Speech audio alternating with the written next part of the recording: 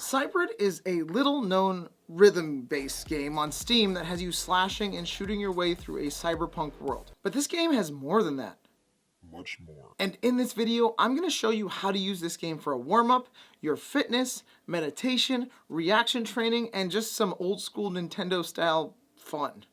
All in one. Let's go.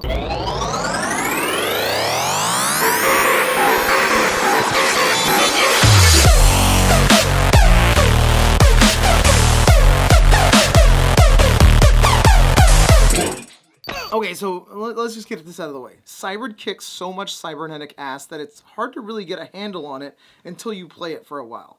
I'll be honest though, based on the reviews, it doesn't feel like people who are giving this a bad review gave it a fair shake. And who knows, it may just not be for them. But if you're someone who just is about that cyberpunk lifestyle, I mean, you're a sidewall haircut sporting, Time Cop 1983 listening, studded leather jacket wearing, Akira watching hackers nerd, this is gonna be your jam. We have no names, man. No names. We are nameless.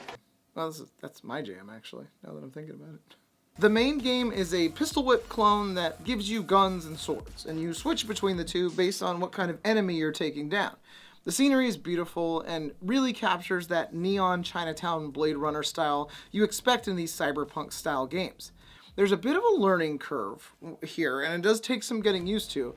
It's not as pick up and go friendly as your typical games in VR, so you definitely need to do the tutorial. Like seriously, do the tutorial. Then you have to start on very easy. That's right, trust me on this. Trust me, you need to can your pride and start on very easy, because very easy is not very easy, as the name implies. This on-rails shooter will definitely test your VR legs as well. At first, I found the mechanics a bit frustrating, but after I got used to it, I enjoyed it much more. But you just know that you have to fail a few times at this to get the hang of it. You likely won't be immediately successful at it, and that's just like in real life, and that's okay. So the main game barely scratches the surface of what Cybrid holds.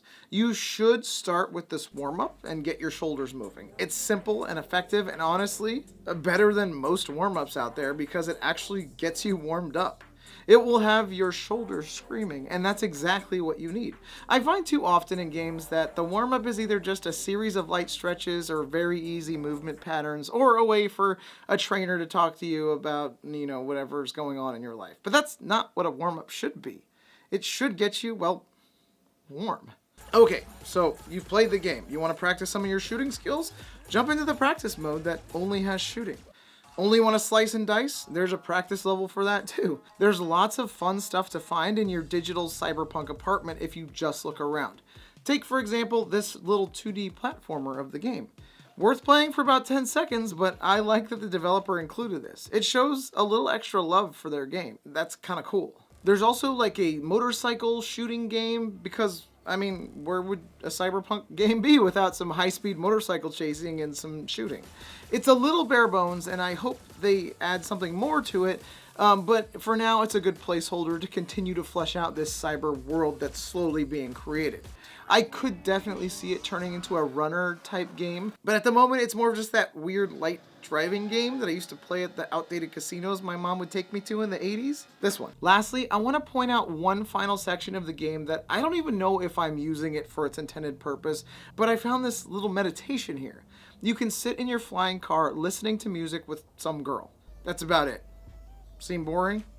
Yeah, maybe.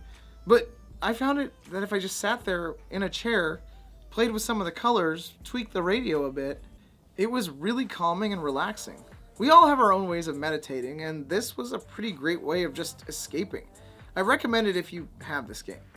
So there it is. I actually initially reviewed this game in early December, but the more I played it, the more I found the little Easter eggs hidden all over, and I just deleted that review and just made this one instead because you may not like this game. You may not. However, I think for those of us who are diehard Cyberpunk fans, it's a must-have for any VR library.